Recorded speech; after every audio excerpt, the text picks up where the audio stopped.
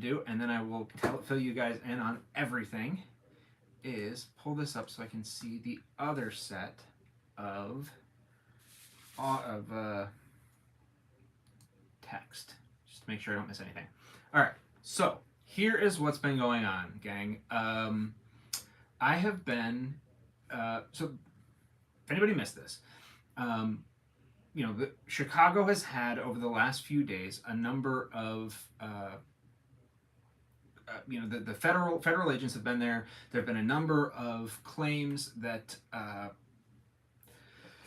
have been claims of various sorts of First Amendment repressive activity. Okay, and so there is this case that has been filed in the last couple of days called Chicago Headline Club v. Noem.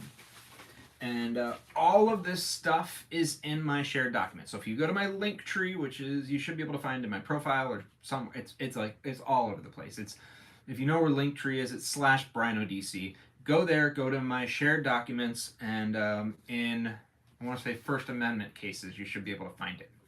I hope that's not. No, it is what it is. Okay.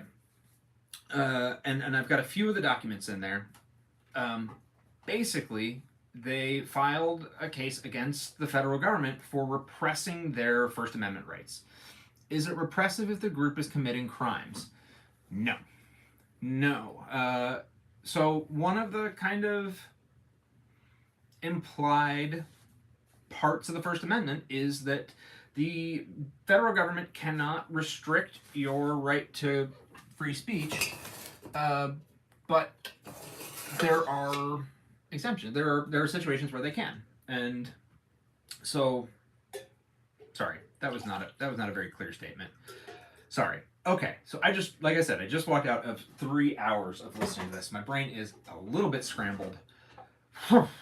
But yeah, there are exemptions. There are situations where the government can repress your freedom of speech or suppress your freedom of speech. Some of them are esoteric, and we can have big, long discussions about like telling you exactly where you can, your time, place, and manner restrictions, all kinds of stuff like that. But if you are breaking the law and you're not peacefully protesting, then that's not a First Amendment repression. That's stopping you from breaking the law.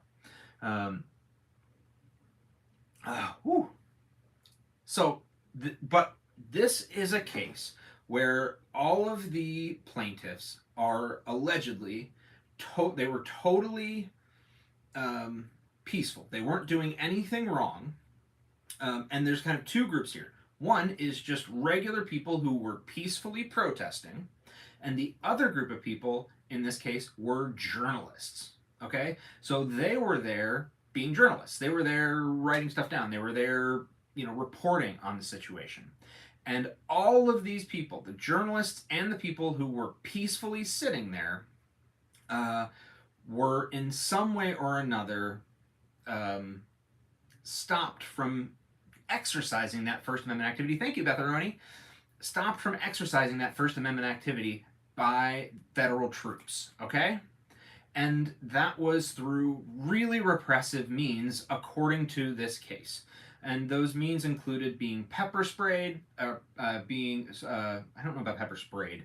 I saw being shot with pepper balls, being probably pepper sprayed, because I think I heard the word pepper spray a couple of times, being tear gassed, being shot with rubber bullets.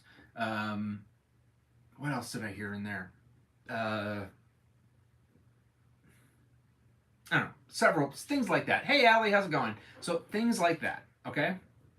These guys had various things done to them that stopped them from expressing their First Amendment rights. Either in group number one or whatever, being journalists, just collecting information and so that they could report on it, or group number two who were there peacefully protesting.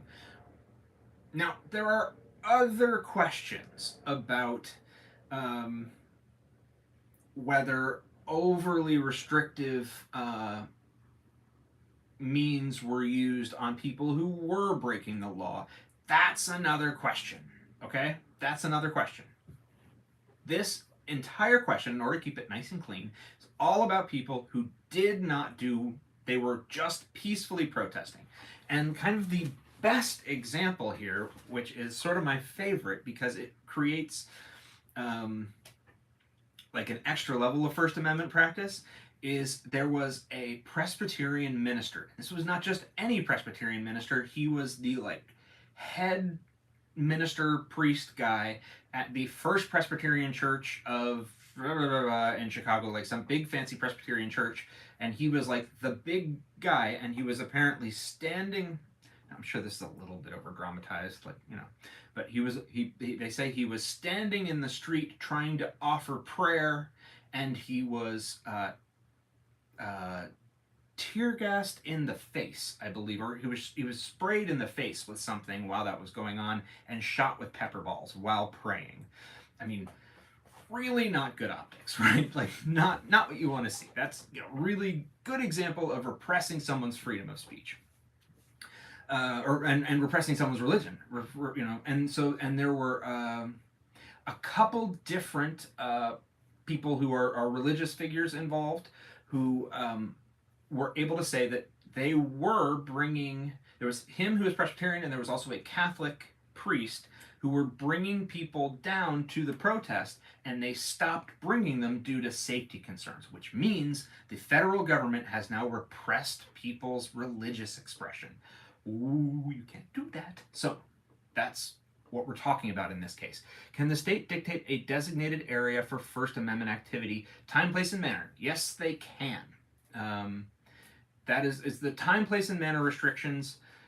That's a whole side conversation. It's not unlimited, but it is a thing. They're allowed to say you can only protest during these hours. You can only protest in this area. You can only protest in this way, as long as those rules don't favor one ideology over another. As long as they really are truly equal and not even theoretically equal. Like if they have an uneven impact on one group over another, then they will sometimes not pass muster. So there's like a whole area of law discussing time, place, and manner restrictions, but we don't even have to go into that here because this was way over the top. SCOTUS needs to reconsider Bivens. That's, yeah. And I heard about threatening to arrest Governor Pritzker, and that is, I mean, threatening and doing are two different things. I've heard the plenary powers line. I mean, that's not a new thing, guys. Plenary, what is it? The unitary executive theory has been around since the Reagan years, and it's, I think it's, well, whatever. What damages can be recovered by the pastors? That I'm not sure about. This isn't a tort case, so that would be asking for damages. This isn't a tort case yet. Actually, it might be at the end. I'm not sure. But so far, what they're asking for is they want to stop federal troops from being able to continue repressing their First Amendment rights. Okay. And so this, they filed for a temporary restraining order, which is like the shortest equitable short-term relief, but it's also the one that gets the least scrutiny. It's the one that's kind of thought about the least because it doesn't last that long. Then they also applied for a preliminary injunction, which it's a little bit more scrutiny, and it'll last through the rest of the case, but it still won't be the final answer. And then they'll answer the final question at the end. And she did talk right at the end there about setting a schedule for talking about the preliminary injunction. This is just for the TRO, which will be like 2 weeks or something like that while they talk about the preliminary injunction issue. Can protesters wear gas masks? I think so. I don't know. I'm not sure. But the thing is, they shouldn't have to, because there shouldn't be, hey, deport President Musk, how's it going? They shouldn't be tear gassing peaceful protesters. And that's what this is kind of all about. So, what I have here, guys, is the TRO. This is the draft TRO that I just listened to 3 hours of the the judge and the government attorney and the plaintiff's attorneys kind of hashing out every single word of this. And I haven't even looked at how many pages of notes I have on this hearing. It was hours of listening to them talk. One of the things that I do know is that it is not going to. First of all, it's not going to be released tonight. The plan, she would like to release it tomorrow, but the judge is still kind of uncertain about some of the issues and some of the language. And we're going to talk about why. I need to check something real fast. Sorry, guys. I just want to make sure before I say something out loud that I am correct. 25 CV 12173. Again, you guys can. This is 25 CV 12173. You can just Google it and look it up on Court Listener, or you can grab it out of my shared documents in my link tree. 25 CV 12173. Chicago Headline Club v. Noem. But what I wanted to check, because I'm yeah, I think I had. I would just want to see if this is no. Okay, it's not. I wanted to check one thing. How did I find the dial-in info? So, Joe, this was one of those ones where the dial-in info is not public, and I had to get very, very creative, and I cannot give away my secret on that one. That was. I'm not sure I was allowed to be on that call, and I might get in some trouble. So I don't want to say how I got that one, but yeah, that one took a little digging, but and particularly I don't want to do it. The transcripts will be made public, yeah. And there's going to be another hearing tomorrow, and so I want to go there too. So I don't want to get caught. But I'm pretty. I don't know. It's probably public. I didn't ask until just a few hours beforehand. I called and they said, the person I talked to said, I don't know. Let me forward you to the person who will know. And that person, I got their voicemail. And their voicemail said, if you need an answer quickly, send me an email. So I sent her an email, and I never heard back. So, sometime tomorrow I might get an email back that says, here's how you would have called in if you'd had time. I don't know. But, yeah. I do know, so some courts do, like DC circuit or district courts have regular call-in lines that are just posted. And you can just always call in and check. So, all right. So we're going to run through this first. Let's see here. Where do we start actually talking about something interesting? Get our roll call. Okay, so part of what they did here is we had competing copies of the proposed order, and the proposed order. And I didn't have those competing copies, which did make this a little bit difficult to follow, but I sort of figured it out. I had the original one, and then both the plaintiffs and defendants kind of wrote their own version, like, oh, we changed this, whatever. And the judge had both of those in front of her and kind of went through and said, I'm going to accept this change, I'm not going to accept this change, and that's what took, good 2 of those 3 hours at least.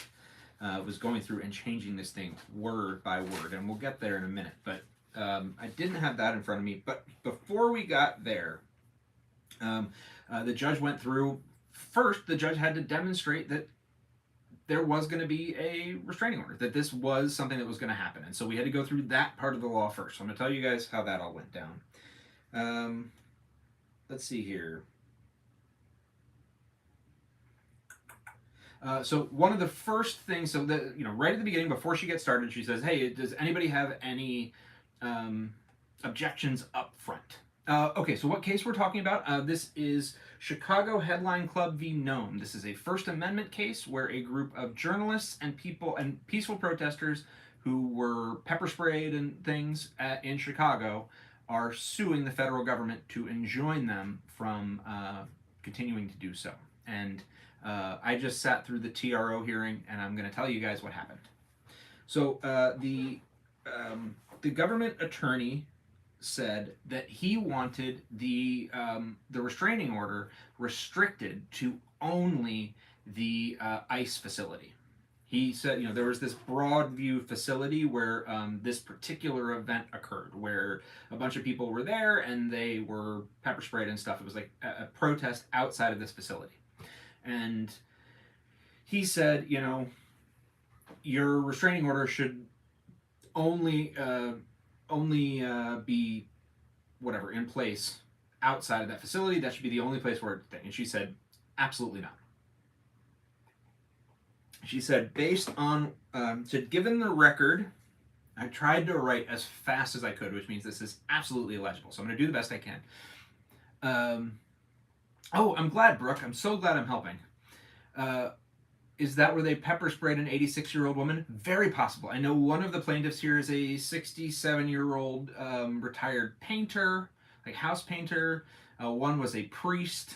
There were lots of people who were pepper sprayed and tear gassed and things, and it's a very unpleasant. They have some really rough pictures and stuff that you can look at. So the judge said, given the record before me, these issues are not limited to the Broadview facility. I don't feel secure that this isn't happening elsewhere in the field. So essentially, the judge said, I don't believe you when you say that this is only happening in one place. I don't believe you. So, no. We are not restricting this to one, to just the Broadview facility. And yeah, that was that. So this is, it is restricted to the Northern District of Illinois. And I have not checked to see, let's see, Northern District Court of Illinois. Yes, she said the district. So it's the Northern District of Illinois. I don't think she said division, because this is the Eastern Division of the Northern District. I think she said district. Number of federal districts in Illinois.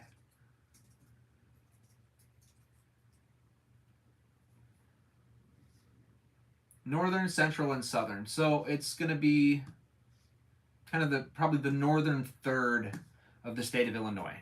Thank you. Thank you very much, Betharoni. So that's what this is going to be restricted to. This TRO is going to apply to everything in the northern third, but definitely the area where a lot of this stuff is going on. Let me look one. Let me just get a map of. Here, let's see if this will tell me the map. Just so I know. Northern District of Northern Judicial District of Illinois.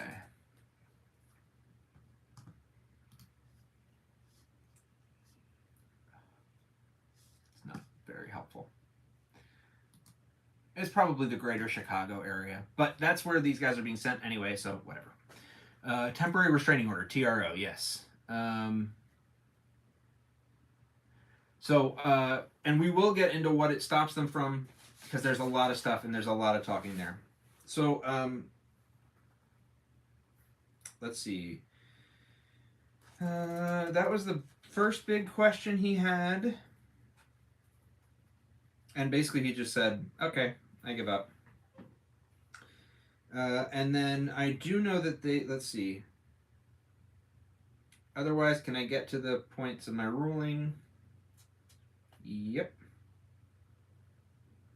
So, the biggest question here really is that in order to get a TRO, you have to prove that you're likely to succeed on the merits. That at the end of this case, whoever's requesting the TRO is probably going to win. That they have a good chance of winning.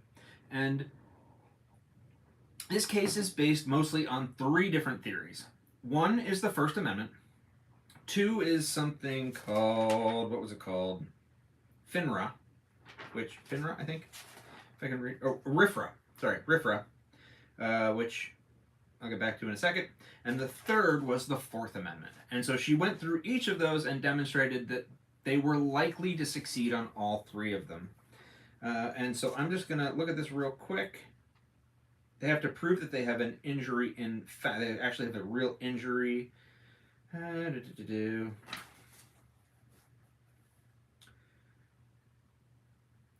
skipping over a lot of this. So, first, in order to get a First Amendment retaliation claim, which means we went out to protest and we were retaliated against by the police, which they're not allowed to do. Police are not allowed to retaliate against you for expressing your political beliefs. That's not allowed. And there are three things that have to happen in order for you to win that claim. And again, my handwriting, I was writing so fast trying to keep up. You have to it has to have been you have to have been expressing yourself, doing a First Amendment thing. And she said they were protesting and news gathering. So those were the two groups of people. One was journalists, one were peaceful protesters. So both of them, they were expressing their First Amendment, and they suffered a First Amendment retaliation. They were shot, pepper sprayed, all that stuff. The second thing is that you suffer something that would deter your future use of the First Amendment. And she said, looking at this, yes, they're in various ways the activities of the police would deter them from doing it in the future. And let's see here, cannot read that at all. All right, no idea what that says. Sorry, guys. Will Noem say the ICE is not police? I know there's no way for Noem to say that the ICE is not police. Verbal heckling, yeah, no, that's still peaceful. RFRA is the second claim.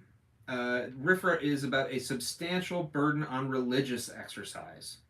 And once a plaintiff successfully makes a case of this, the burden shifts to the government to justify why they did it. And so she talks about Reverend Black. Reverend Black, David Black, was this Presbyterian minister who was out there, and let's see, there was a violent force against the clergy and lay practitioners while practicing religion. Substantial pressure to modify their behavior and beliefs, and highly coercive threats of violence. He was visibly engaged in prayer when he was shot with pepper balls. So he was actively expressing his religion when they shot him with pepper balls. By the way, I've never heard, it makes perfect sense, I've never heard of pepper balls before, and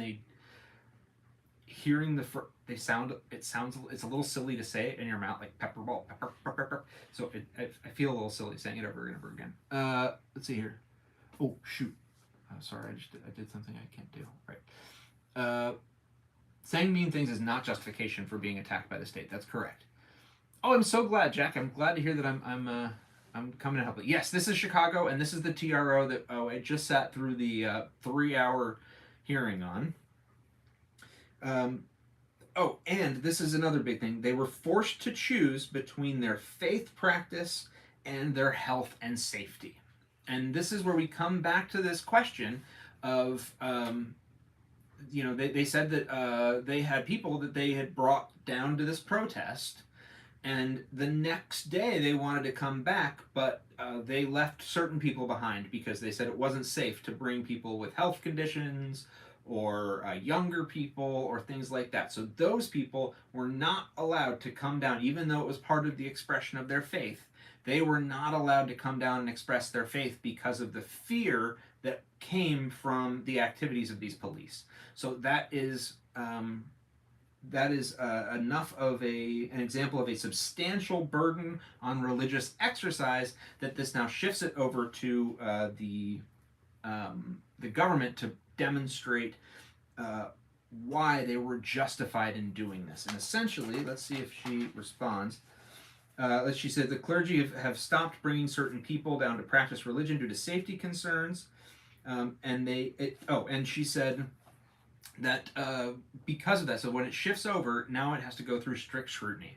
and it cannot survive strict scrutiny because there's no compelling interest and it's not narrowly tailored or whatever. So there's not enough of a reason that there's not really a good reason that the government has for this level of the word that's coming to my mind is violence, but whatever they were doing, there's no need for that level in response to what was happening. So that is what the judge said, and so we have a likely successful RFRA. Is that what she said? I'm forgetting what this is. I know it's 4-letter. RFRA claim. So that's 2 claims that she said are likely successful. Remember, what you have to have is likelihood of success. We don't have time. She doesn't have time yet to figure out whether it's going to be successful. But for a TRO, it has to be likely to succeed. So we have 2 so far: First Amendment and RFRA, both likely to succeed. And then she goes into Fourth Amendment rather. The Fourth Amendment one is a little bit tougher. The Fourth Amendment was an excessive force argument, and it falls under an unreasonable seizure. The wording goes, because the Fourth Amendment prevents you from being subject to unreasonable search and seizure. And this is considered an unreasonable seizure. Excessive force is an unreasonable seizure because it infringes on your liberty rights. As an American, you have certain rights of liberty. And when the government imposes excessive force on you, it infringes on your liberty rights. That's the wording. That's how we get here. So, all right. So courts should give latitude. Now, this is the reason that Fourth Amendment's a little tougher, is that the courts have to give some latitude to police officers in Fourth Amendment questions, but not all the latitude in the world, just some latitude. Thank you very much, Jeb. I appreciate it. Not all the latitude in the world, but some latitude. And so the standard that's used is the reasonable officer standard. Was this reasonable for a police officer to do in this situation? That's the question. And the judge said absolutely not. They used rubber bullets, pepper balls, tear gas against peaceful protesters. It's a seizure because it restrains liberty through physical force. And so, no, it was patently unreasonable in response to what was happening. What was happening was people were expressing their First Amendment rights, which is in no way a violation of they were not doing anything wrong. One group was protesting peacefully, so they weren't doing anything wrong, and the other group were journalists who were just documenting, so they weren't doing anything wrong. And in response, they were shot with rubber bullets, pepper balls, and tear gas. So it is patently unreasonable for the officers to have responded to nothing with rubber bullets, pepper balls, and tear gas. By the way, this isn't me talking. It's not that I don't disagree, but I am just literally reading my notes on what this judge said. So I didn't want to take credit for her words here.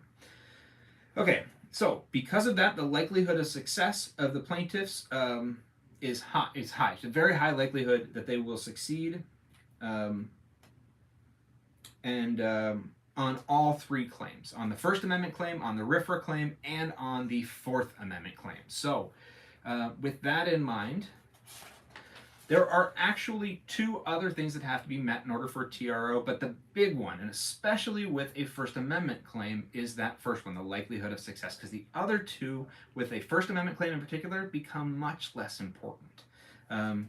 With a First Amendment claim, because the second thing you have to find is that there was irreparable harm, that there's some sort of harm that cannot be repaired. And with the First Amendment, basically any harm is considered irreparable. There's no amount of money that can fix a First Amendment violation. Having your voice taken away is not something that can be fixed with money. That sure feels good, but that is not an actual repair. And so it is irreparable inherently. So, all right. The fourth is tougher, though. And because it's not presumptive, it's a tort. There is actually money involved with a Fourth Amendment claim. But she looked at a couple of cases. She looked at Campbell v. Miller and Preston v. Thompson, which are both Seventh Circuit cases. I wouldn't worry about them too much. And said that an ongoing Fourth Amendment claim in those two cases, an ongoing Fourth Amendment harm, is irreparable. And considering that these what the heck is the word I want to use here? That these excessive force claims are not stopping and don't look like they're going to stop without some sort of intervention. They are ongoing irreparable harm claims, Fourth Amendment claims. They're going to keep happening, and therefore they are irreparable, according to the Seventh Circuit, which this is a Seventh Circuit court. Okay, and then the third thing is you have to balance the harms against the two sides and see who's got the worst harm. And because the government, usually you consider the public in the public's interest in this, but because the government is one of the parties, the government and the public are considered one. They merge. But in this case, the judge said the public has a strong interest in the government following the Constitution. Like, that's the biggest interest here. So there's no way to read this in as a harm to the government, forcing them to follow the Constitution. You can't read that as a harm against the government. Just telling them to follow like the basic tenets of the Constitution. So requiring a party to comply with the Constitution is not going to hurt the government. It's going to help the public. Okay. Next, we look at scope of the relief, and this is where we're talking about. She was discussing about whether this was going to apply, how big this was going to be, because the defendant brought up the Casa case, which anybody who's been watching me, I talk about the Casa case a lot. This is the one that happened earlier this summer. It was the one that everybody said was about. What was it? It was supposed to be about. Come back to me, Brian. Birthright citizenship, but it wasn't. It was about it's basically a civil procedure case. It's about hey, Oregano, how's it going? It was about the kind of the breadth of equity relief, and so essentially you're not supposed to open up equitable relief to people who aren't defendants in the case. You're not supposed to use equitable relief to protect people who aren't plaintiffs in the case unless there is no way to protect the plaintiffs without protecting everybody or more than the plaintiffs. If that's the only way to protect at least the plaintiffs, then you're allowed to do it. And that is kind of what the court said here. There was no way. She said, "What are we supposed to tell the police that they have to not make sure that the tear gas doesn't touch this person or this person or this person, and put pictures of them in their pockets so that they can recognize who's not supposed to get tear gassed?" I mean, there's no way to do that. Like, no, we have to just tell them they're not allowed to use tear gas. That's going to be the rule. It doesn't matter. They're just not going to be allowed to use tear gas. But that was one of the concerns of one of the things that was brought up by the defendant. Now, the way that most people have been getting around this now is that they have been using class action lawsuits to make these bigger groups of plaintiffs, so that when, if the court says, well, we can only protect the plaintiff, then you say, okay, well, the plaintiff is everybody, or whatever. And the court said, we may at some point, we might consider a class here, but for right now, we don't have time to do that. So I'm just going to do a nice broad one, and if I need to restrict it as we go into that, then we'll talk. But Portland, I think a lot of people are going to learn from this case. But she definitely said this is not going to be restricted to the Broadview facility, which is what the government asked for. They wanted this to be restricted to just that one facility, and the judge said, no, absolutely not. Okay. So let's see. This is occurring through the whole district.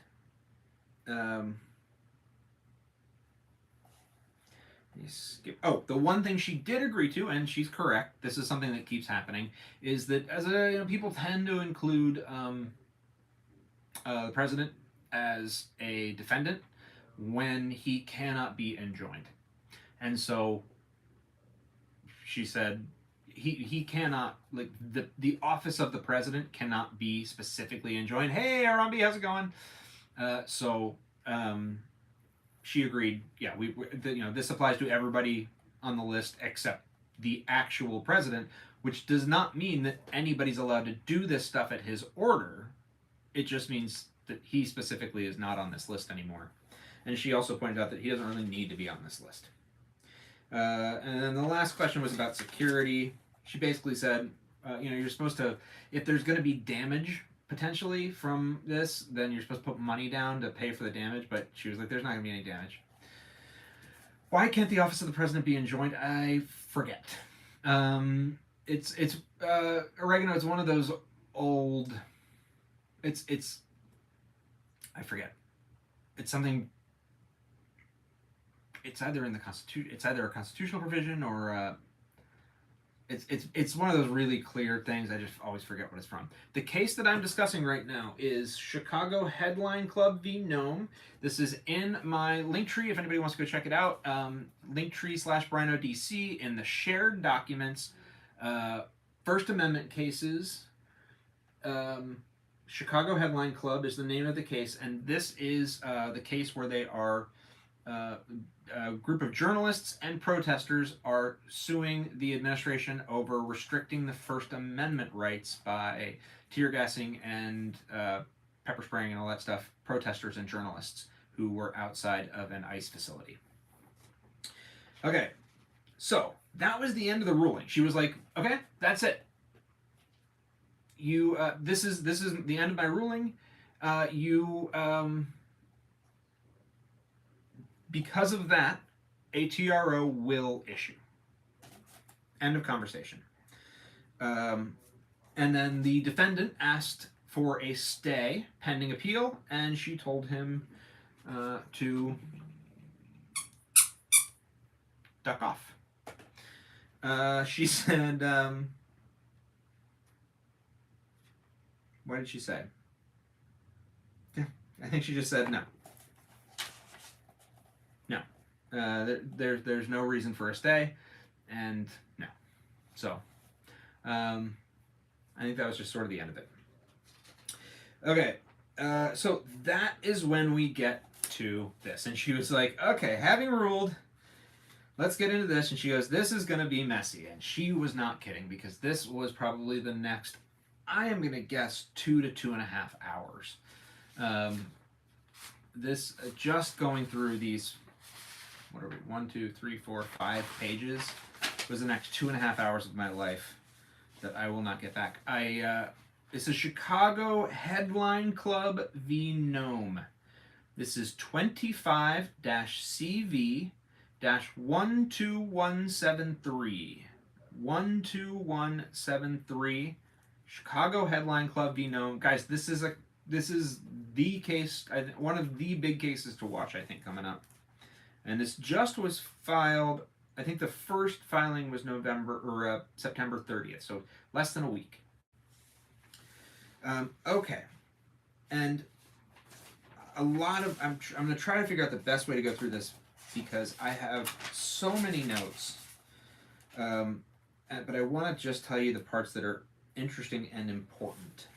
And if you want, by the way, in my shared documents, there's a copy of the proposed order, which is what we kind of went through and talked through all the changes, and they argued back and forth over for the next 2 hours about which changes we're going to make. You can go look at that and follow along. Or it's also it looks like document 27 if you just look at the court listener or the docket. So, all right. It is hereby ordered that defendants, their officers, agents, etc., are temporarily enjoined in this judicial district. Okay, and that was the thing I wanted to check. Okay, so district, not division, which means it is the Northern Judicial District of Illinois, not the Judicial District Eastern Division. So I think it's going to be like, I think there are 3 districts, and I think there might be more divisions. So I think it's going to be 1/3 of the state of Illinois. So let me see. Okay.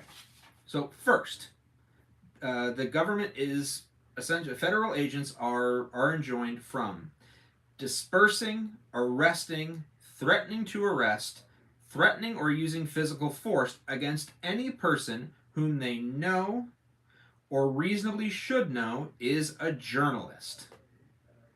Okay? And the government wanted that out. The government wanted "new or reasonably should know" out of the filing, and she said no. She said that was staying in, and they go into something in a little while that we're going to talk about that. Depending on how much energy I have tonight, guys, I might do something really stupid, which is I might actually file I don't know, maybe an amicus brief? I am not sure what I can file that would get my opinion in here, but there was something that I felt was so egregious that I started screaming at my phone while I was listening to this. And I really, really think they were making a very big mistake. And we're going to come back to it, but I may... This may be an all-nighter where I try to get something filed before the end of the night, and it's just gonna be, it'll be like 1 page because it's like one tiny little thing that I just need to say, but I have no other way of saying it to the court because I'm not a party. But it's about when they should know someone is a journalist. Oh, by the way, can you guys tap for me? Just hit the screen. Okay, so. They may not arrest or disperse. They're not allowed to disperse someone that they should know is a journalist, unless they have probable cause, which is a higher standard, to believe that individual has committed a crime. And it used to say has committed a crime unrelated to failing to obey a dispersal order. So they have to have thought they committed some crime that was not about like, hey, get out of here, and they cut that part out. But the reason they cut it out was that they thought it was confusing. Like they all agreed that just made it a little bit more confusing, so they just left it at committed a crime. So unless the journalist has committed a crime, or probable cause that they committed a crime, they're not allowed to disperse them, threaten to arrest them, threaten physical force against them if they know or should know that they are a journalist. Defendants may they may order a journalist, they changed it from ask to order, to change location to avoid disrupting law enforcement. And that was another, guys, what I just went through was like 20 minutes of sitting like, well, what about this word? What about this word? What about this word? Subscribe outside of TikTok. Yes. If you go to my profile or to my link tree, I'm on YouTube, I'm on Substack, I'm on other places as well. But it's all Brino DC. Okay.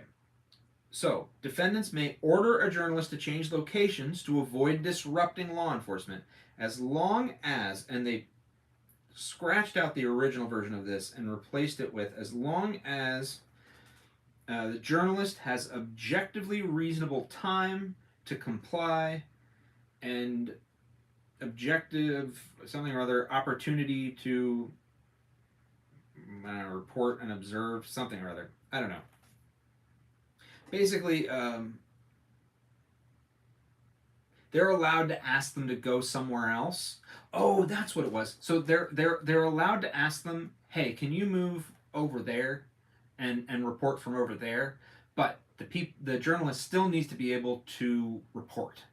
They're not allowed to say, hey, can you report from 3 miles away? The journalist still has to be able to report and observe what's going on from the other place. So that's all they're allowed to do. But they are allowed to say, hey, would you, can you, you're sort of in the way right here. Can you move over there? So, all right. Issuing a dispersal order requiring any person to leave a public place that they lawfully have a right to be. So, oh, sorry. So they're enjoined from dispersing anyone who is somewhere where they have a lawful right to be. Anybody, guys. This is a big deal. They're not allowed to issue a dispersal order to anyone who is somewhere where they're allowed to be. Guys, that's a huge deal. That means, because that's what's been going, hey, you guys can't be here.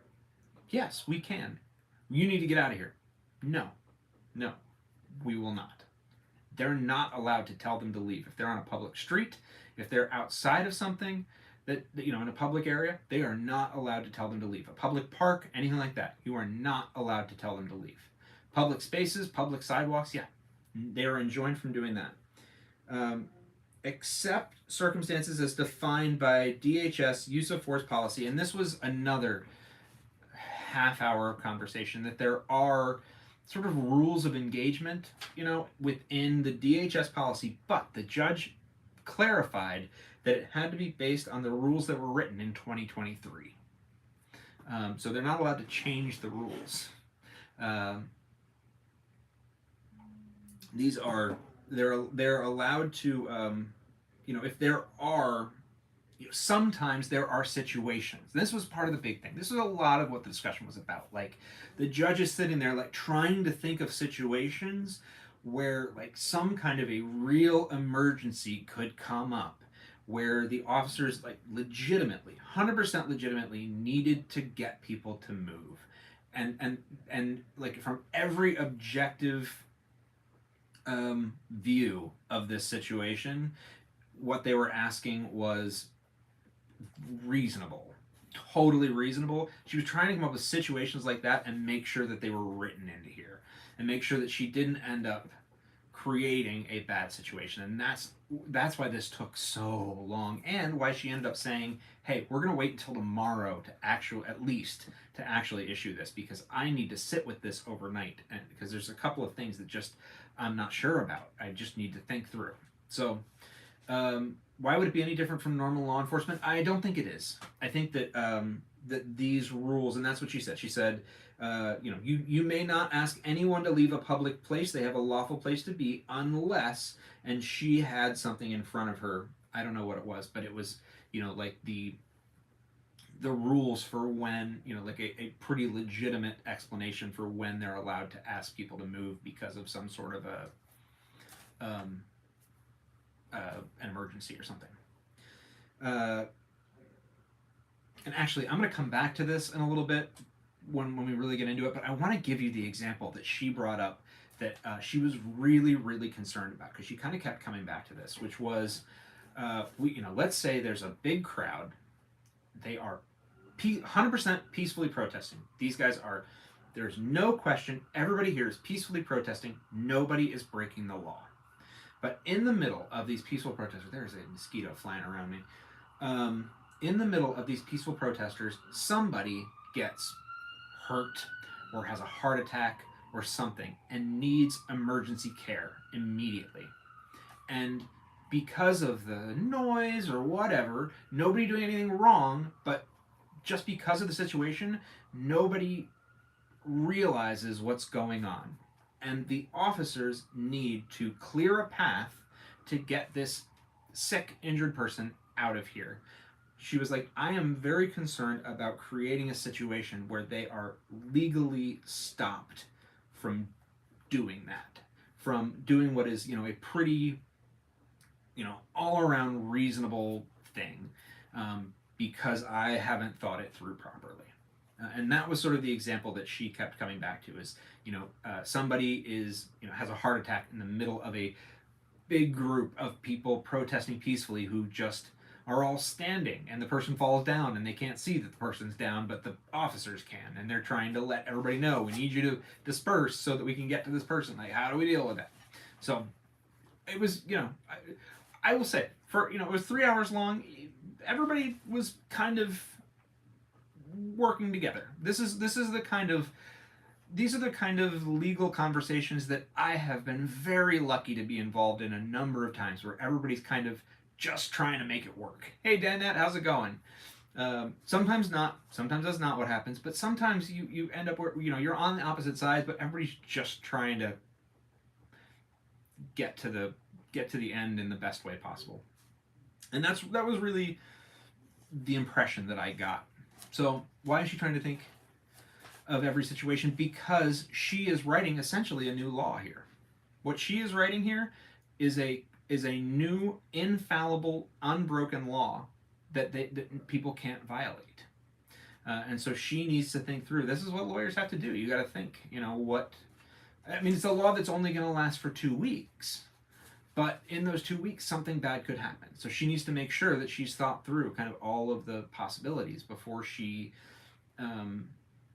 writes this. This is could be really involved. So okay, so we did that. No, you can't. At first it says what the federal agents can't do to journalists, and then it says what federal agents can't do to anybody who is sitting where they're allowed to be in a public place. I'm sure. Oh, I don't know what it says. Okay. Yeah, by the way, if anybody wants a mug, they are for sale. My morning report mugs. Sorry, the thing at the bottom of the screen just kind of suggested that I wasn't doing anything. All right.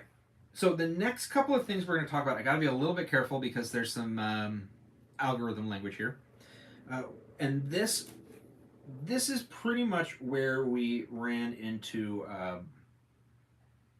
a big roadblock, because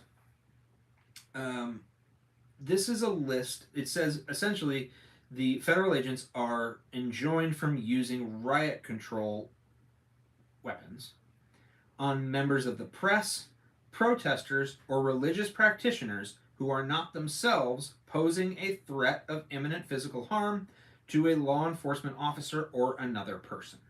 Okay?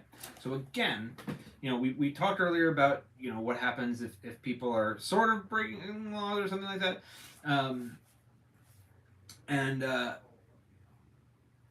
That's truth or nurse. My mom, who has a PhD in nursing, also did. She only did 1 year of law school, but she basically was. She just kind of wanted. She, as part of her nursing doctoral thing, she just wanted to understand the law better. So she's got a similar. She didn't actually go on to become a lawyer, but. Yeah. Okay. I had very academic parents. Probably not a huge surprise. Okay. So, but this is the thing: is that it's restricted to. This is an order about people who are absolutely not violating the law: peaceful protesters and journalists. But the big thing is that in the middle of this, there is a list of riot control bang bangs and things that are excluded. And this is where we got hung up for quite some time, because different groups have different language, and trying to make it all line up right was a mess. So let's see. So yeah, eventually, I think they all agreed that they were going to change the words to the federal terms, like what the words that the feds use for these things was going to be easier. And then what did we end here?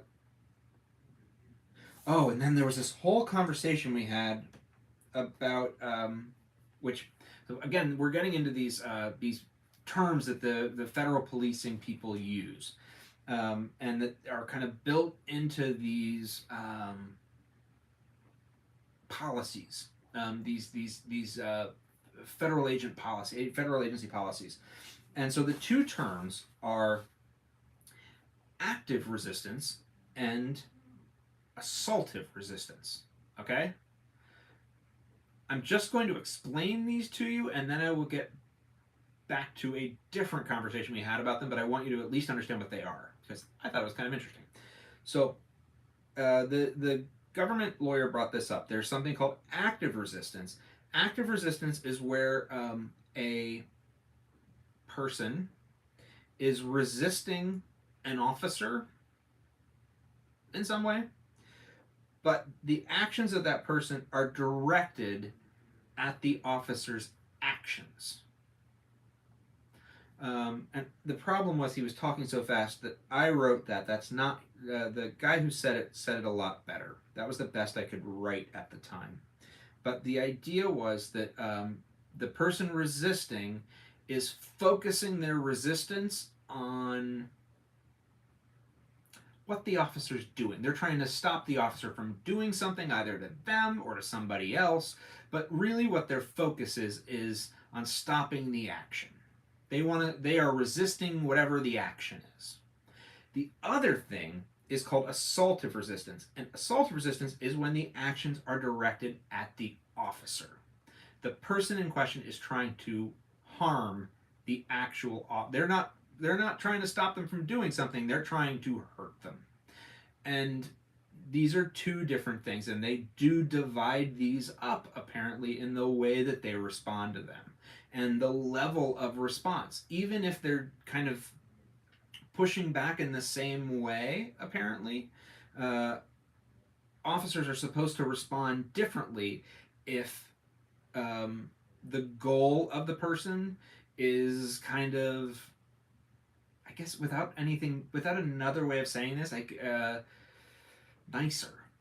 If the person is trying to help their friend or help people in general or something, they're trying to, as opposed to if the goal of the person is to actually harm the officer. And I think the reason is that if the officer stops doing what they're doing, then the person's going to stop too on one side. If the officer stops what they're doing, the person's not going to stop on the other side because their goal is to hurt the officer.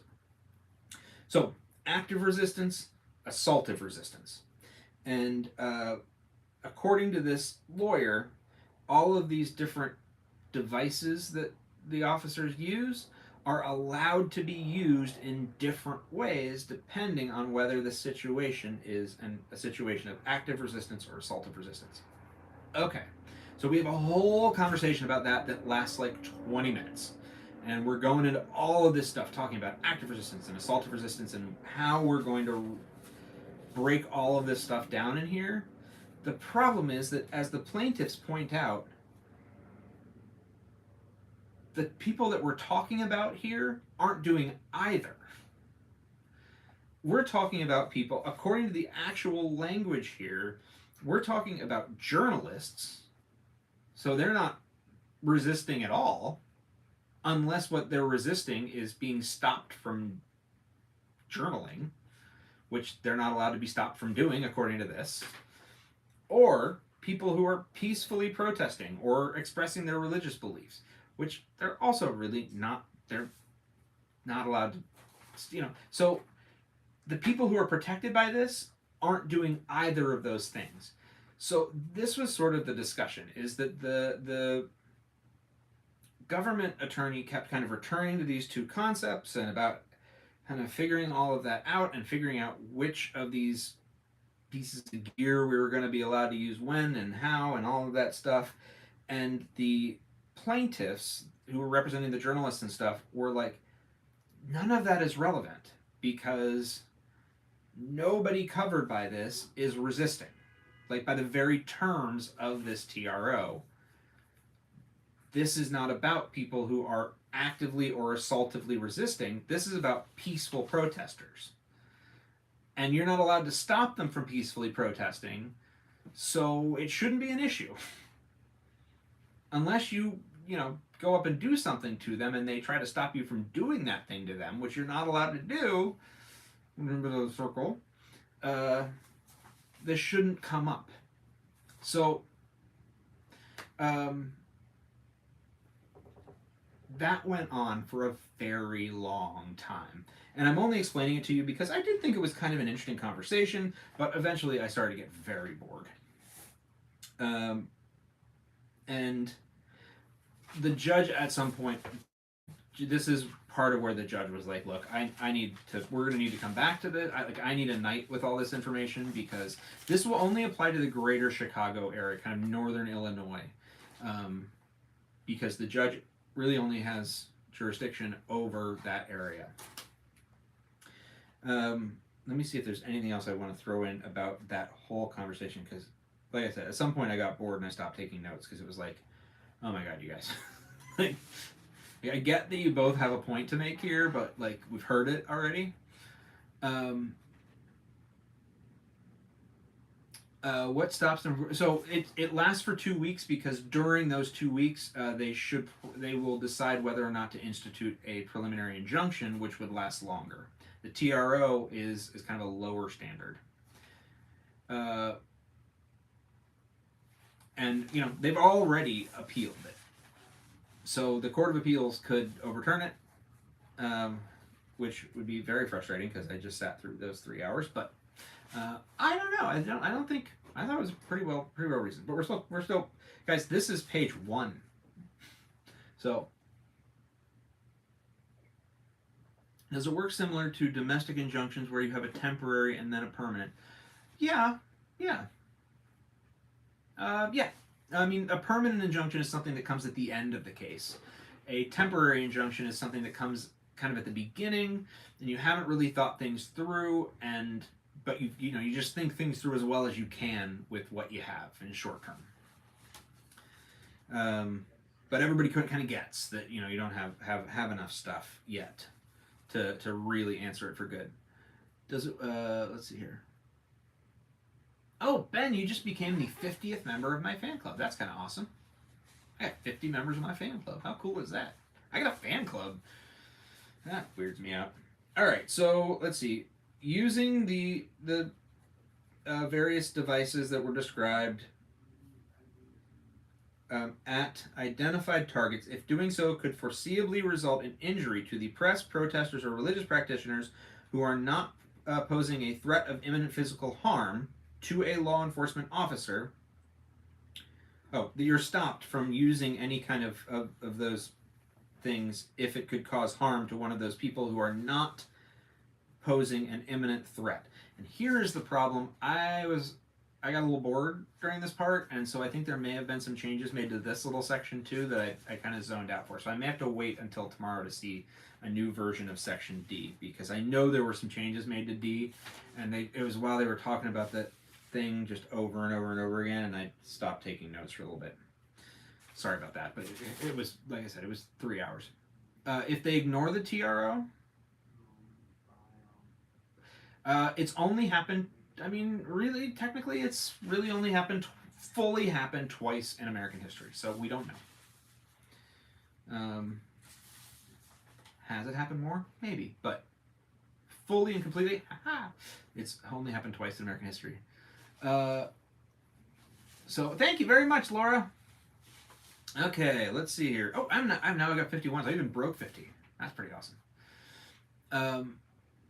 So we're getting to the badges and stuff. You're gonna love this. I love the hats. Hats are so cool. All right. So the next couple of these are just more examples of when they're not allowed to use these devices, and I think it was a lot of part of that same conversation. Not allowed to use force, such as pulling or shoving a person to the ground. There was some whole discussion about which parts of the body were going to be protected, which was kind of weird. And I think the judge even laughed at one point because it got so specific. But again, I was still a little bit zoned right here because it was like we kept coming back to this same conversation. And I was like, all right, guys, we get it.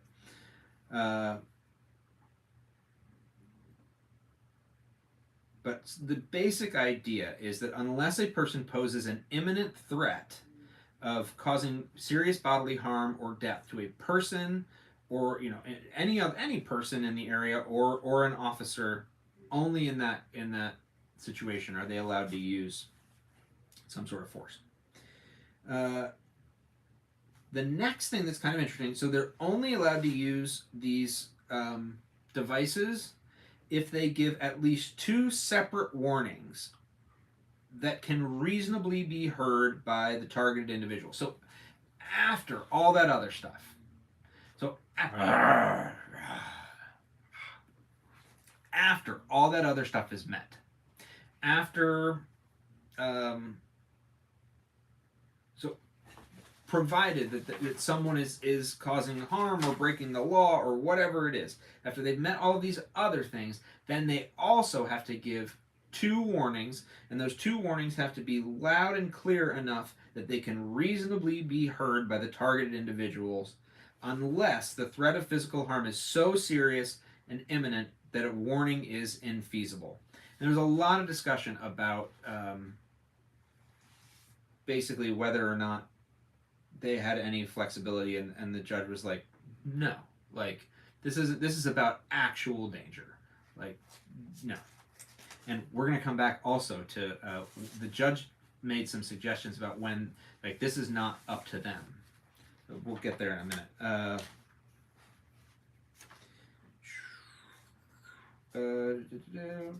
This is where she talks about medical emergency. All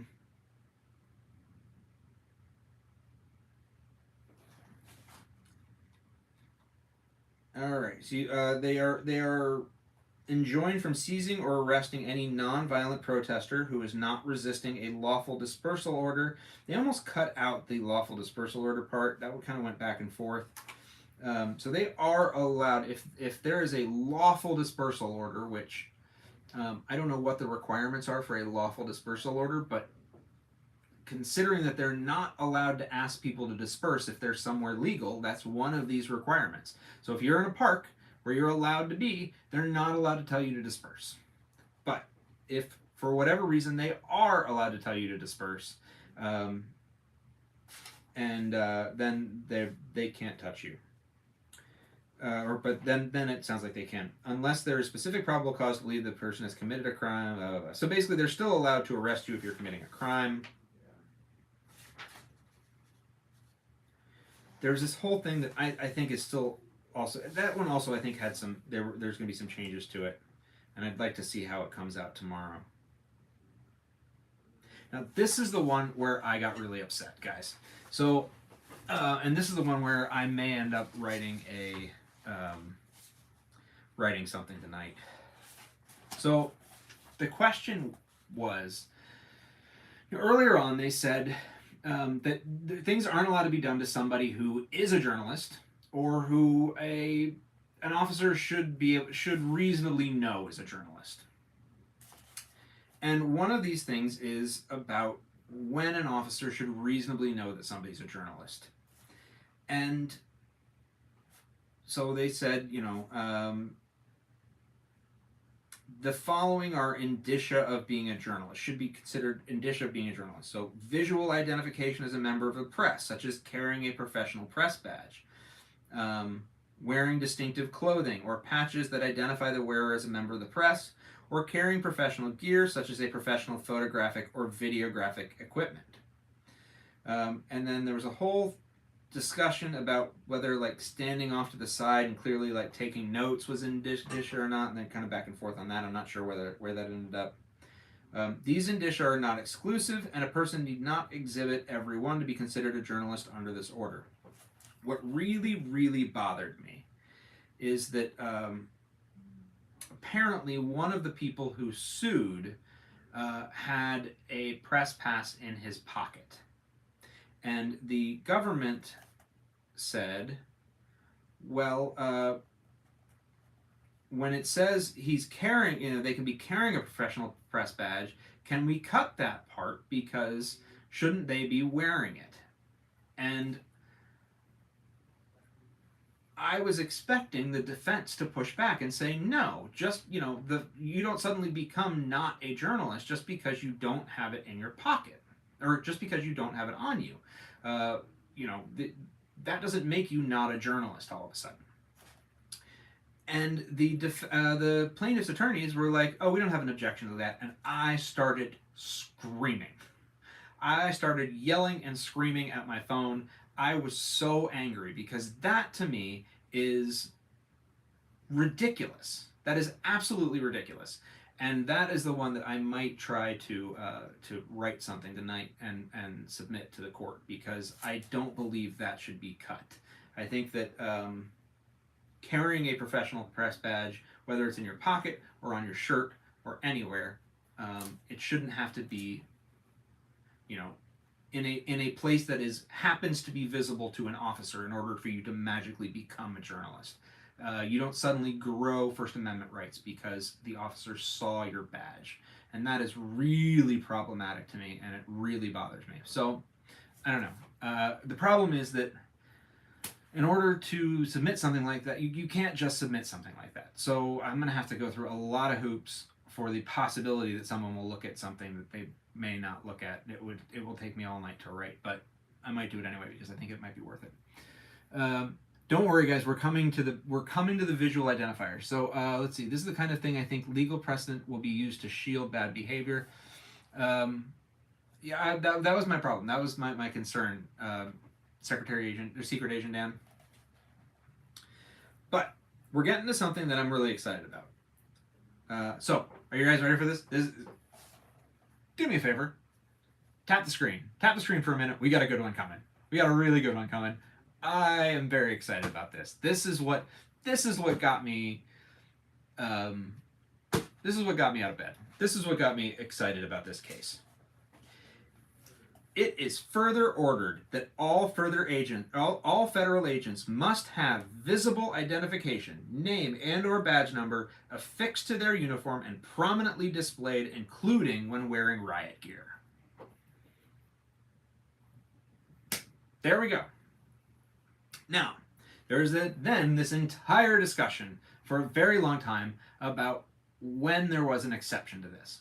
And there is an exception to this, but it's not what the government attorney wanted. And I love this. So essentially, if a government officer is what's the word is working undercover, is an undercover officer, is assigned by their supervisor to be working undercover, then, and part of their job is to not wear public indicia of being a police officer. Then, hey Ben, how's it going? Then they may then they don't have to wear the outside stuff, okay? But there's a whole thing about, because then it was just like, well, can't just anybody, the defense attorneys were like, or the plaintiff's attorneys were like, well, can't just anybody just show up and be like, oh, I'm an undercover attorney or whatever. And the judge said, oh, no. Because it would be inherently, for an undercover officer to reveal themselves at a public event by directing people, by telling them they're an officer, inherently means that they are not an undercover officer. Get it? They're not a secret officer who is hiding their identity if they are out in public arresting people or doing riot control or something like that. If they are out there doing that, then they are an officer of the law and need to be identified as such. But if they happen to be walking down the street and they are an undercover officer who just happens to get stuck in there, that person, okay, we will give that one person a pass. That one person. But they better not be out there arresting people, because why would they be arresting people if they're undercover? That would blow their cover. And the judge was like, so that would make absolutely no sense. So no. And I was like, yeah! I really liked that. And then there was one more thing where I was like, okay, this is great. There is no, she was like, this is, if you are out there actively arresting people, then like there is no, you are not undercover. There is no way for you to claim that you are undercover if you are openly policing. No, those two are contrary. So only people who are actively undercover and just happened, basically who just happened to be there because they were walking down the street when that happened. Okay, but no. The other big thing is, so the next thing we went into is this whole thing about how this is going to get disseminated. Okay, and was that the big issue? There was something really. Oh, I wrote screaming at wall here. There's this great.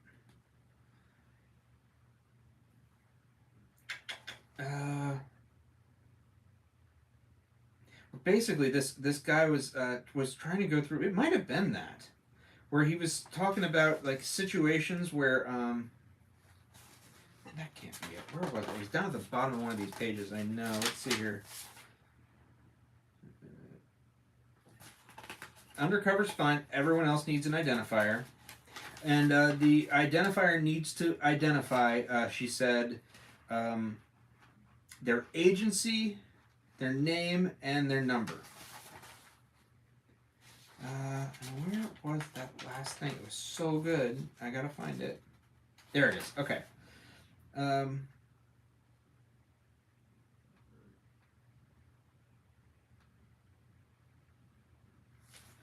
Okay. So this was something about.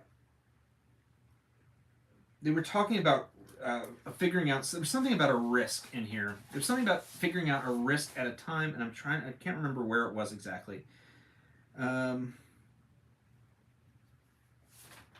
really can't remember what the specific thing was, but basically there was some sort of flexibility where if an officer felt there was some sort of a risk, they could do something. That's what it was. Okay. So the one question that the defense had was that there are occasionally specific officers who are being targeted by name, like Officer Johnson has like a gang that is after him. And so Officer Johnson, like they have decided that they don't want Officer Johnson to have his name on his shirt because there has been like a publicized thing where this gang is trying to kill Officer Johnson. Oh God, I gotta watch my language. I keep forgetting. And so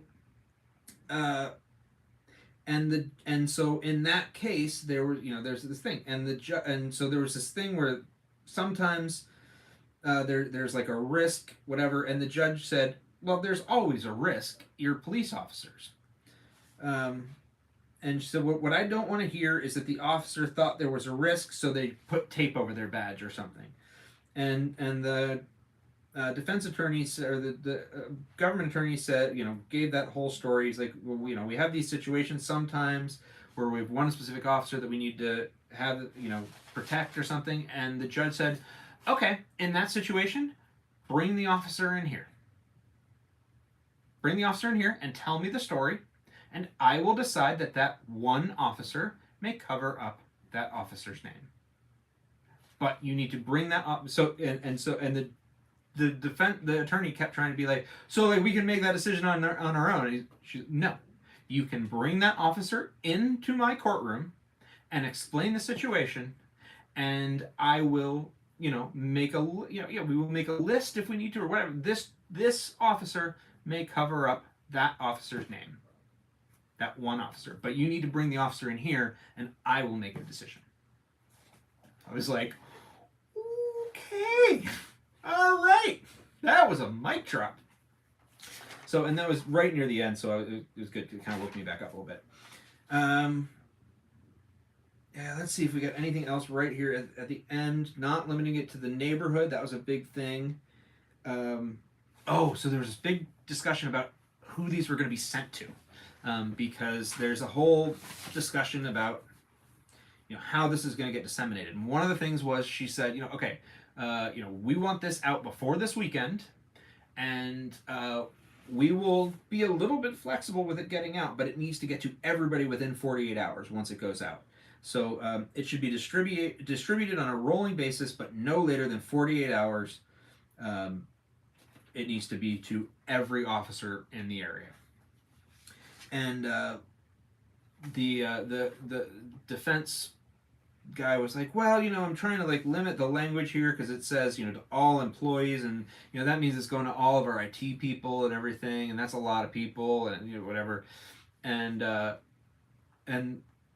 the judge, somebody, I think it was the judge, said, yeah, but your secretary was up issuing orders from the roof the other day, so it needs to go all the way to the top. It was like, it took me a second. I was trying to figure out what. It was like the secretary was yelling orders off the roof the other day, so it's going to need to go up. And I was like, what is she talking? And I remembered that Christy Noem was up, like on the roof of a building, like shouting down at people, and I was like, oh, that's what the judge is talking about. That was, yeah, that was snappy. No, again, we were in our third hour, so everybody was a little short at this point. All right, so she said it needs to go to the top line folks.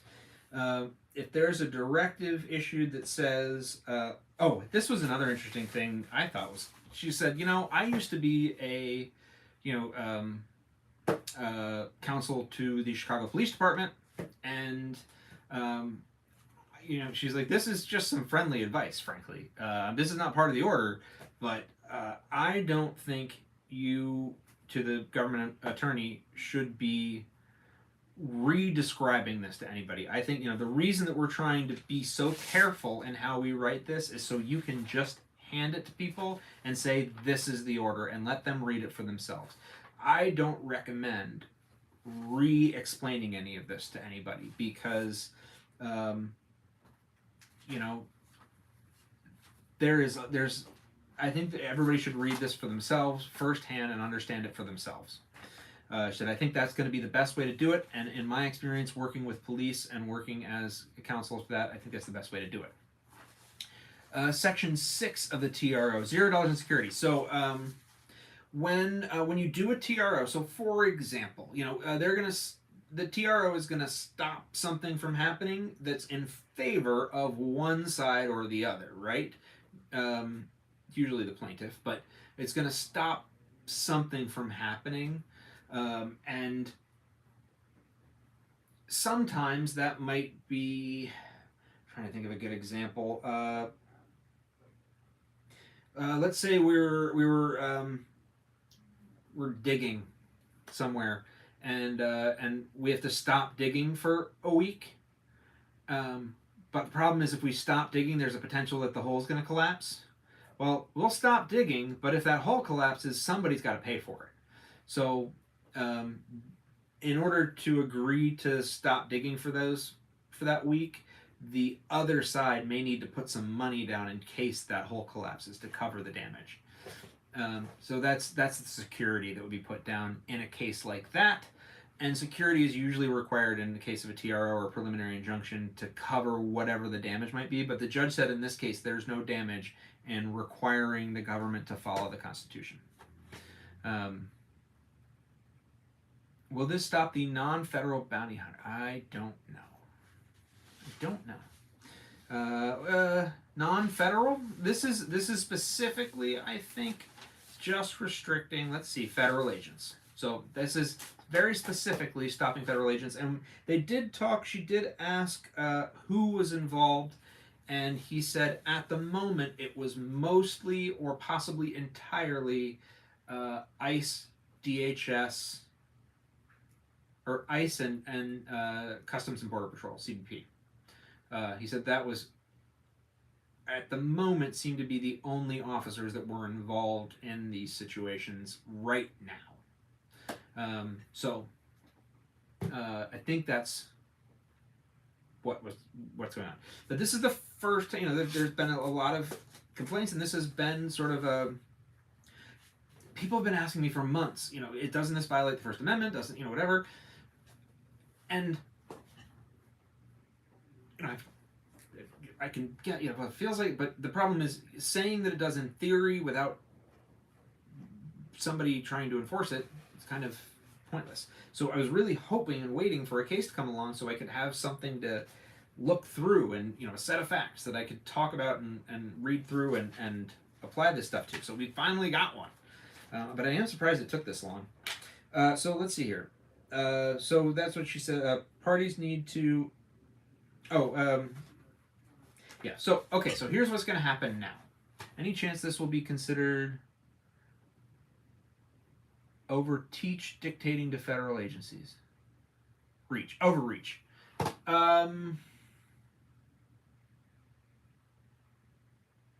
I mean, this is the federal court, so they're going to push back, and we're going to see. We're going to have to see. Now, the one thing that I've been waiting for, and the reason I've been waiting for a First Amendment argument is that the feds will appeal to the Seventh Circuit Court of Appeals, and then they'll probably, I don't think the Seventh Circuit will overturn this, but they'll probably appeal, try to get a stay in the Supreme Court, or they might not, because the problem is that this is not, it's a pretty reasonable order if you read it. It might make more sense for them to adjust. They could adjust their behavior just a little bit and put this to bed. This is not because this is pretty restrictive in who it protects. It protects people who are 100% peacefully protesting, and journalists. So it would make more sense to probably to adjust a little bit, and it wouldn't take a lot of adjustment, I think, to comply with this. We'll see, but this isn't. I don't think this would be like a huge adjustment to abide by. Now the big thing is that it's a step. It's a step in a direction that I think is important. How will it be enforced? It would almost have to be internally enforced.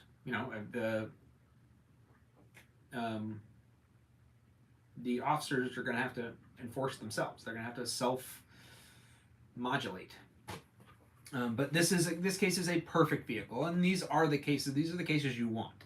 These are the cases you file where when you want to get as close to winning as you can.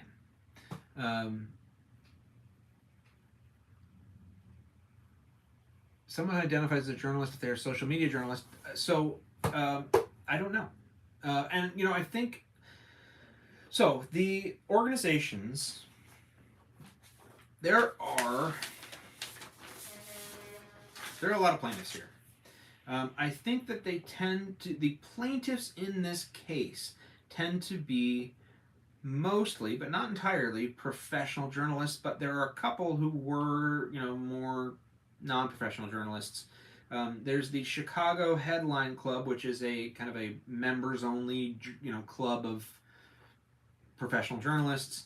The Block Club of Chicago, I'm not sure what that one is, but probably similar. Chicago Newspaper Guild Local 34071, so it's a union. There's a couple of journalist unions. The Illinois Press Association. I think they were trying to create an easy question intentionally. And then move from there. That's part of how you fix things sometimes when they're complicated. Block Club is an independent news outlet. Oh, okay, all right. So maybe some of these are independent news outlets then. I know that when I was reading at least one, because there's a bunch of names here too, and at least one or two of them were independent news people, and so that's part of the thing. But this is just the TRO stage, so it's the quick and easy one that has to get written in a couple of days. And for requiring press badges, So that's the thing, is that they're not requiring press badges. She's just saying that they are indicia of press. They are a way for the police to recognize, for the officers to recognize press, so that they know who this applies to. But does that do the same thing? Maybe. And so that's one of the things, is that once we get past the TRO stage and we move into the preliminary injunction stage, they may have to get more specific. So let me see here. Illinois Press Association removed themselves? Interesting. Huh. I wonder why. Hey, Slyan, how's it going?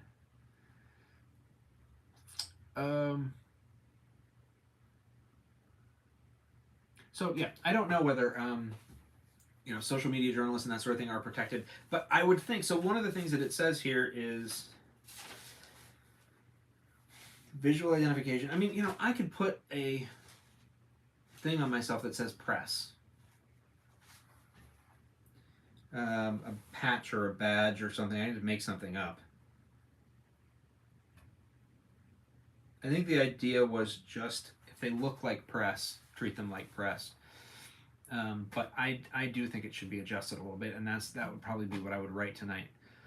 But it is a restraint, yeah. Any private citizen can be pressed under the First Amendment, yeah, and that was sort of my problem here. Do you think the courts have held up during this administration? I think the courts have held up better than Congress. So, I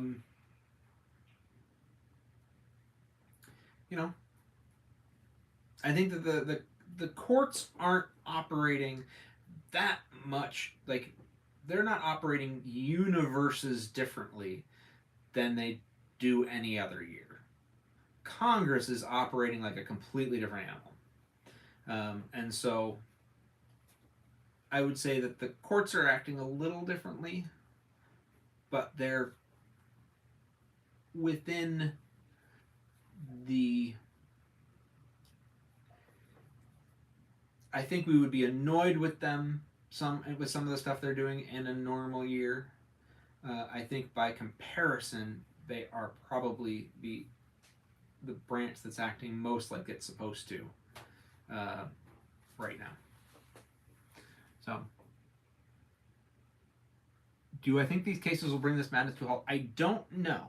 But I do think it's very, very important. The number one thing that I think is important, guys, is to... I think that it's really easy to get so overwhelmed by the narrative, by the stories that are going on, and the big, the big dramatic news stories.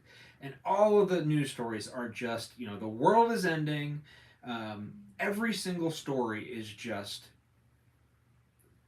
it's always one end or the other. It's always huge blow for this group or that group. It's never like a little thing happened,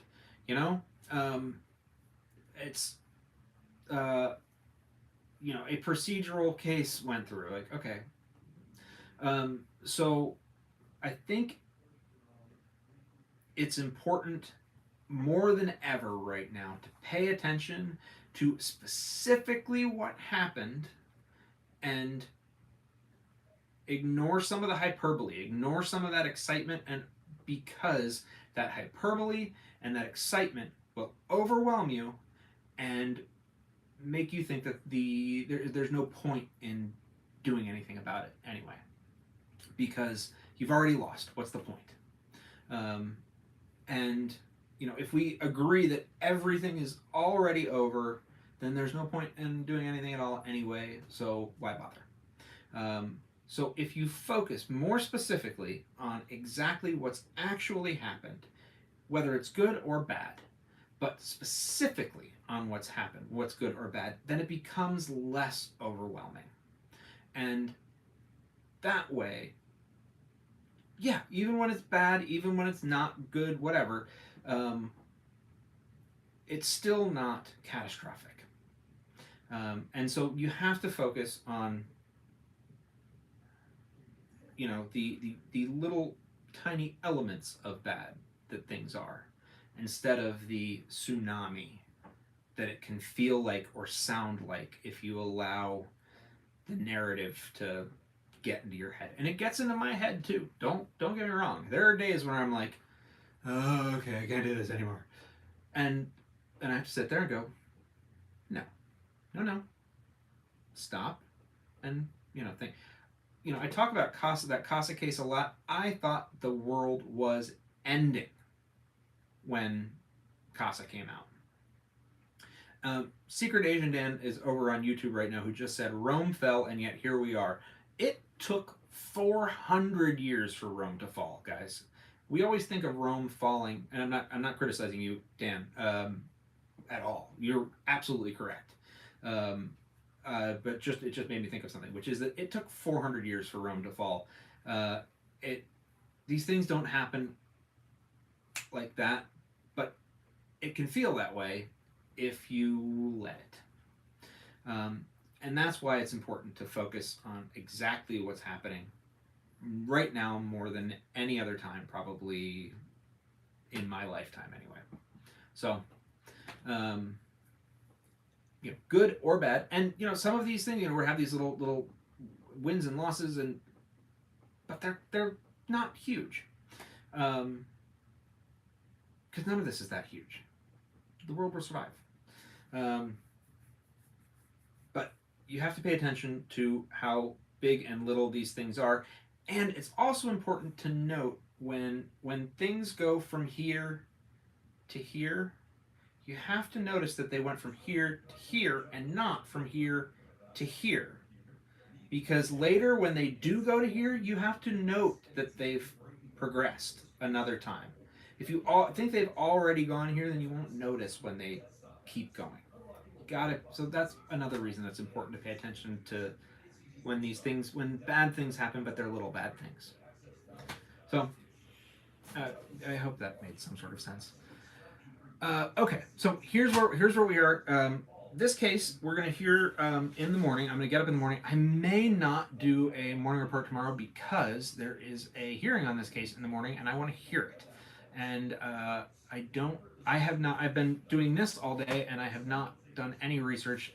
And I was a little bit worn out because of doing those 3 Supreme Court cases this week. So I may push it back to Friday. That actually would probably time out pretty well for me. Maybe. We'll see. Maybe I'll just do one. I don't know. How do you listen to the hearing? Maybe I'll do a live listen. Let me see about that. Because I'm not sure I'll get in again, but I'm going to try. I'm basically just reusing something that I found in a different case, and it happened to work. So I was surprised as anybody that it worked. So, so the case that I did, this is Chicago Headline Club v. Noem, and this is what we went through tonight was like 3 hours of figuring out a temporary restraining order against the federal government and federal agents against their ability to restrict the First Amendment and Fourth Amendment rights of peaceful protesters and journalists in the city of Chicago by using riot weapons and things, tear gas and stuff, on people who are protesting peacefully. They are not allowed to do that. Once this issues, which we'll talk see in the morning, there's going to be another hearing first thing in the morning. And once this issues, then there will be, I think it'll be for about 2 weeks, and then they'll work on a preliminary injunction that'll last longer. There will already be a, what do you call it? Can't think of the name. There will already be a something. I can't think of what the heck I was going to say. Yeah, totally lost it. I'm getting tired. Can you tell? Oh, that was what it was. Yes, there's already going to be an appeal. I gotta say, you know, I've been dealing with these cases for a while. Some of the people who are still working at the DOJ have not been super nice. The guy who was in this, I thought was very reasonable. I thought he was a really I liked him. Um, and I'll tell you what, guys, I'm gonna call again in the morning and find out whether the information on the call-in number is actually public. If I find out that it's actually public, I'll put it in my story, so you guys can call in and listen. And what I had to do, because this is that some courts. Sorry, there's this mosquito. He's back. Some courts have a separate line for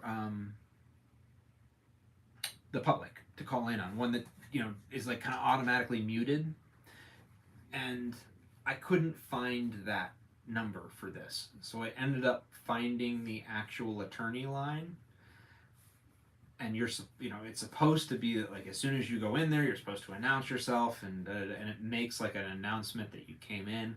And I think it would have been a problem, except that they were trying to get the system to work right when I came in, and so like right in the middle of it, I was announced, and nobody noticed, so I just stayed. But if I get the number, I'll post it on the thing. So yeah, it was it's Chicago Headline Club v. Noem. The case number is 25 CV 12173. 25 CV 12173. It's also in my shared documents. I put the complaint in there and the response to the complaint, I think, and what is this? The proposed TRO. So there's a couple of things in there as well. And if you want a quick overview of it, I think it was in my I think it was in the morning report this morning. So it's there. Was that this morning or yesterday? Yeah, no, it was this morning. Yeah. It's the Northern District of Illinois. Yeah, Joe. That's why Joe. That's why I was like, you were like, what? Where is it? I'm like,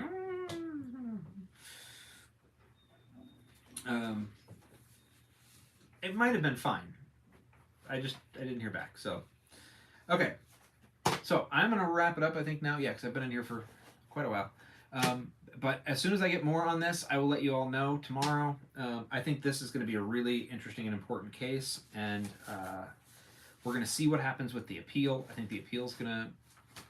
I'm sure there's going to be an appeal quickly. So if you type up, case number in court. Yeah, court listener is always, that's great. Court listener is basically just reposting Pacer. So it's just all of the court documents. It's a great website.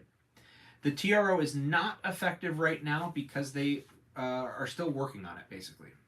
So that was what we sat there and talked through this for 3 hours.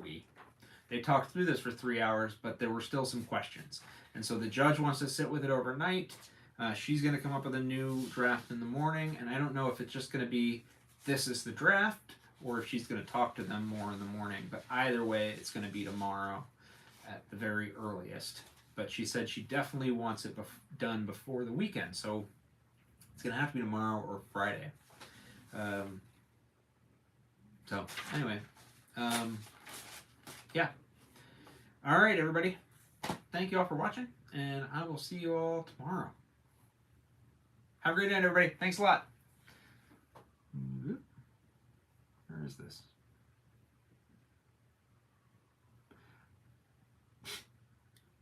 The leaving button is gone.